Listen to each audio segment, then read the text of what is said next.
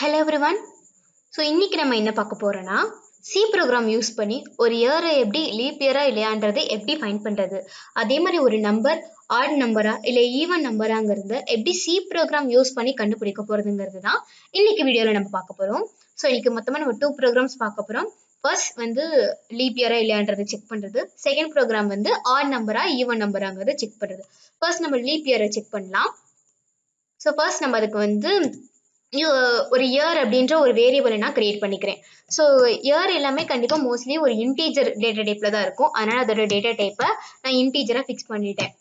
So next வந்து ஒரு printf statement கொடுக்குறேன். So printf statement use பண்ணி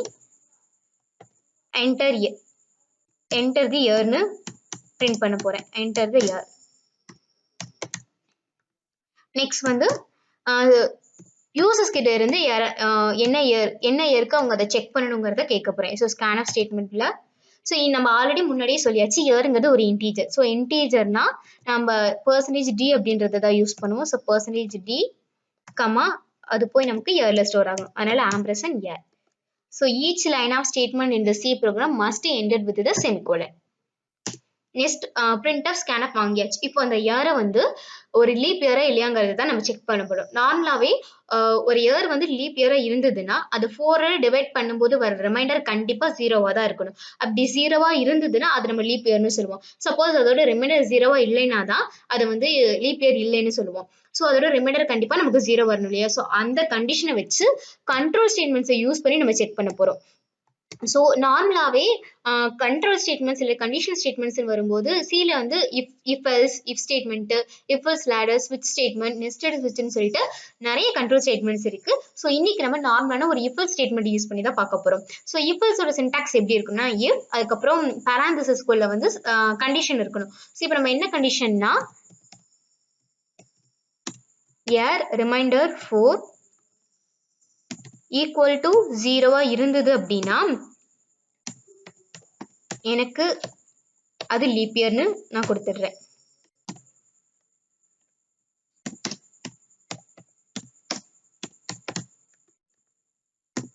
else it's not a leap year.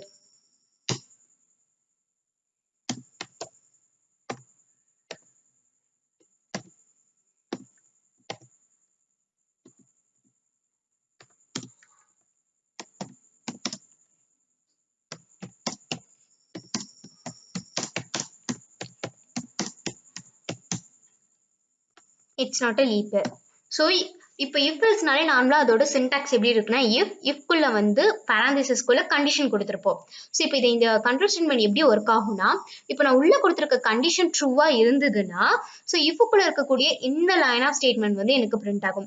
Suppose ஒருவேளை இங்க இருக்கக்கூடிய கண்டிஷன் ஃபால்ஸ் ஆயிடுச்சுன்னா இந்த எல்ஸ் பார்ட்குள்ள போய் எல்ஸ் பார்ட்குள்ள என்ன லைன் ஆஃப் ஸ்டேட்மெண்ட் இருக்கோ அதுதான் எனக்கு பிரிண்ட் ஆகும்.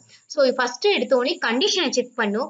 கண்டிஷன் ட்ரூவா இருந்ததுன்னா இஃப் பார்ட்குள்ள இருக்கக்கூடிய ஸ்டேட்மெண்ட் எனக்கு பிரிண்ட் ஆகும். சப்போஸ் அது ஃபால்ஸா இருந்துச்சுன்னா எல்ஸ் பார்ட்குள்ள இருக்கக்கூடிய ஸ்டேட்மெண்ட் பிரிண்ட் ஆகும். இப்படிதான் கண்ட்ரோல் ஸ்டேட்மெண்ட் ஒர்க் ஆகும். இப்போ இயர் %4 ஈக்குவல் டு 0ன்னு கொடுத்துருக்கோம். ஸோ ஒரு இயர் வந்து 4ஆல் டிவைட் பண்ணும்போது அதோட ரிமைண்டர் 0வா இருந்துச்சுன்னா கண்டிப்பா அது ஒரு லீப் இயர் தான். ஸோ நம்ம முன்னாடியே லாஸ்ட் வீடியோல சொன்ன மாதிரி கண்ட்ரோல் ஸ்டேட்மெண்ட் ஆகட்டும், லூப்பிங் ஸ்டேட்மெண்ட் ஆகட்டும், இல்லை ஃபங்க்ஷன்ஸ் ஆகட்டும், அது எப்பவுமே கடைசியில நம்ம செமிகோலனோட முடிக்க மாட்டோம். ஏன்னா செமிகோலன் அப்படிங்கிறது வந்து டெர்மினேஷனை இண்டிகேட் பண்றதுக்காக யூஸ் பண்றோம். சப்போஸ் நான் இங்க இஃப் பக்கத்துல செமிகோலன்ங்கிறது வச்சுட்டேன்னா இந்த கண்ட்ரோல் ஸ்டேட்மெண்ட் இதோடய எண்ட்ஸ் அடிச்சுன்னு எடுத்தோம். அப்போ கீழே இருக்கக்கூடிய எந்த லைன் ஆஃப் ஸ்டேட்மெண்ட்குள்ளேயுமே கம்பைலர் மூவ் ஆகாது. ஸோ டைரக்டாவே இந்த கர்லி பிரேஸ்க்கு போயிடும். ஸோ அதனால நம்ம எந்த ஒரு கண்ட்ரோல் ஸ்டேட்மெண்ட், கண்டிஷனல் ஸ்டேட்மெண்ட் ஆகட்டும், இல்லை லூப்பிங் ஸ்டேட்மெண்ட் ஆகட்டும், நம்ம அங்க கண்டிப்பா செமிகோலனை வைக்க கூடாது. ஈச் லைன் ஆஃப் அந்த ஸ்டேட்மெண்ட்ஸோட எண்ட்ஸ்ல மட்டும்தான் நம்ம செமிகோலனை யூஸ் பண்ணணும். ஸோ நார்மலா ஈக்குவல்னா சிங்கிள் ஈக்குவல் தானே யூஸ் பண்ணுவோம். இங்க எதுக்காக டபுள் ஈக்குவல் யூஸ் பண்றோம்னா, ப்ரோக்ராமிங் லாங்குவேஜஸ்ல பொறுத்த வரைக்கும் ஒரு சிங்கிள் ஈக்குவல் அப்படிங்கிறது எப்படின்னா வேல்யூஸை அசைன் பண்றதுக்காக யூஸ் பண்ணுவோம். இப்போ எப்படின்னா இன்டிஜர் a = 10 அப்படின்னா ஏவோட வேல்யூ 10, அந்த மாதிரி அசைன் பண்றதுக்காக மட்டும்தான் சிங்கிள் ஈக்குவல் யூஸ் பண்ணுவோம். ஈக்குவாலிட்டி அப்படின்ற ஒரு விஷயத்தை செக் பண்றதுக்காக நம்ம டபுள் ஈக்குவல் தான் யூஸ் பண்ணுவோம். ஸோ இந்த டபுள் ஈக்குவல்ட்டுங்கிறது தான் நமக்கு ஈக்குவாலிட்டியை செக் பண்ணும். ஸோ நம்ம டபுள் ஈக்குவல்ட்டு இங்க கொடுத்துருக்கோம். ஸோ ஃபர்ஸ்ட் நம்ம ஒரு இயர் வந்து யூசர்ஸ் கிட்ட இருந்து வாங்கிடும். வாங்கினதுக்கு அப்புறம் இந்த கண்டிஷன் தான் செக் பண்ணும். ஸோ செக் பண்ணிட்டு இந்த கண்டிஷன் ட்ரூவா இருந்துச்சுன்னா லீப் இயர்ங்கிறது பிரிண்ட் ஆகும். சப்போஸ் இந்த கண்டிஷன் ஃபால்ஸா இருந்துச்சுன்னா எனக்கு இட்ஸ் நாட் லீப் இயர்ங்கிறது பிரிண்ட் ஆகும். இப்போ இதை ரன் பண்ணி பார்ப்போம். ஸோ இப்போ அவுட்புட்ல எனக்கு என்டர் த இயர்னு கேட்குது. நான் வந்து இப்போ ஒரு 2020ங்கிறது கொடுக்குறேன். ஸோ 2020 அப்படிங்கிறது வந்து ஒரு லீப் இயர் தான். So expected output leaf year. நமக்கு கிடைச்சிருக்க ரிசல்ட்டும் லீப் இயர் தான். ஸோ இப்போ நம்ம நார்மலா லீப் இயரா இல்லாத ஒரு இயரை கொடுத்து பார்ப்போம். ஒரு 2021ங்கிறது லீப் இயர் இல்ல. So expected output it's not a leap year. நமக்கு கிடைச்சிருக்க ரிசல்ட்டும் it's not a leap year தான். ஸோ நம்ம நார்மலான கண்ட்ரோல் ஸ்டேட்மெண்ட்ஸை யூஸ் பண்ணி கண்டிஷனல் ஸ்டேட்மெண்ட்ஸை யூஸ் பண்ணி ஒரு இயர் வந்து லீப் இயரா இல்லையாங்கிறது ஈஸி இந்த மாதிரி நம்ம ஃபைண்ட் பண்ணிடலாம். நெக்ஸ்ட் வந்து ஒரு நம்பர் ஆடா ஈவனாங்கிறத எப்படி ஃபைண்ட் பண்ணலாம்னா, ஸோ சேம் இதே இப்போ ஸ்டேட்மெண்ட் யூஸ் பண்ணி தான் ஃபைண்ட் பண்ண போறோம். Integer n. So enter the நம்பர்னு இங்க கொடுத்துடலாம். Enter the number. ஸோ நான் இங்க வந்து integer n கொடுத்துருக்கனால n.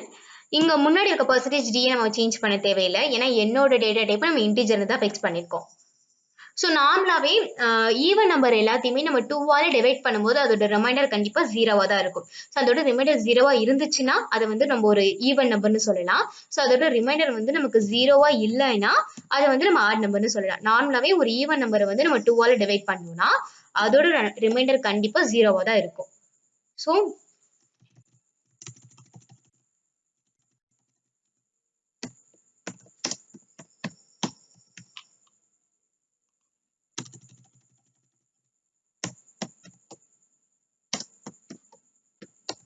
So same first எடுத்தோடனே என்டர் த நம்பருங்கிறது ஷோ ஆகும். ஷோ ஆனதுக்கப்புறம் யூசர்ஸ் கிட்ட இருந்து ஒரு இன்புட்டை வாங்கிட்டு இந்த கண்டிஷனை செக் பண்ணும். இந்த கண்டிஷன் ட்ரூவா இருந்துச்சுன்னா ஈவன் நம்பருங்கிறது பிரிண்ட் ஆகும். சப்போஸ் இந்த கண்டிஷன் ஃபால்ஸ் ஆயிடுச்சுன்னா டேரக்டா எல்ஸ் பார்ட்குள்ள போயிட்டு ஆட் நம்பருங்கிற ஸ்டேட்மெண்ட் எனக்கு பிரிண்ட் ஆகும். ஸோ இப்போ இதை ரன் பண்ணி பார்ப்போம். So enter the number. நான் ஒரு 4 கொடுக்குறேன். 4 அப்படின்றது ஒரு even number. Expected output even number. நமக்கு கிடைச்சிருக்க ரிசல்ட் ஈவன் நம்பர் தான். ஸோ சேம் என்டர் த நம்பர்னு மறுபடியும் கேட்குது. நான் ஒரு 5 கொடுக்குறேன். 5ங்கிறது ஒரு ஆட் நம்பர். எக்ஸ்பெக்டட் அவுட்புட் ஒரு ஆட் நம்பர். ஸோ நமக்கு கிடைச்சிருக்க ரிசல்ட்டும் ஆட் நம்பர் தான். ஸோ நம்ம நார்மலான சிம்பிள் இஃபல்ஸ்ன்ற ஒரு கண்டிஷனல் ஸ்டேட்மெண்ட்டை யூஸ் பண்ணி ஈஸியாக வந்து ஒரு இயர்லி பேரே இல்லையாங்கிறதையும் ஃபைண்ட் பண்ண முடியும். அதே மாதிரி ஒரு நம்பர் ஆட் நம்பரா ஈவன் நம்பராங்கிறதையும் நம்மளால ஈஸியாக ஃபைண்ட் பண்ணிட முடியும். ஸோ ரொம்ப முக்கியமான விஷயம் என்னன்னா, நம்ம இஃபல் ஸ்டேட்மெண்ட்ஸ் எல்லாமே யூஸ் பண்ணும்போது கண்டிப்பா அந்த லைன் வந்து செமிகோலனோட எண்ட்ஸ் ஆகாது. ஸோ இதுல இன்னொரு இம்பார்ட்டன்ட் திங் என்ன, இப்போ இஃப் எல்ஸ் இருக்குல்ல, ஸோ இதுக்கு கீழே வந்து என்ன பண்ணலாம்னா கர்லி பிரேசஸ் கூட யூஸ் பண்ணலாம். இந்த மாதிரி open curly close curly use பண்ணலாம். ஸோ எப்பப்போ நம்ம இந்த கர்லி பிரேஸ் யூஸ் பண்ணணும், எப்பப்போ யூஸ் பண்ணக்கூடாதுன்னா, ஸோ இப்போ இந்த இஃப் அப்படின்ற பார்ட்குள்ளே நான் ஒரே ஒரு லைன் ஆஃப் ஸ்டேட்மெண்ட் தான் நான் முன்னாடி போட்டிருந்தேன் இல்லையா, அதனால தான் நான் கர்லி பிரேஸ் யூஸ் பண்ணல.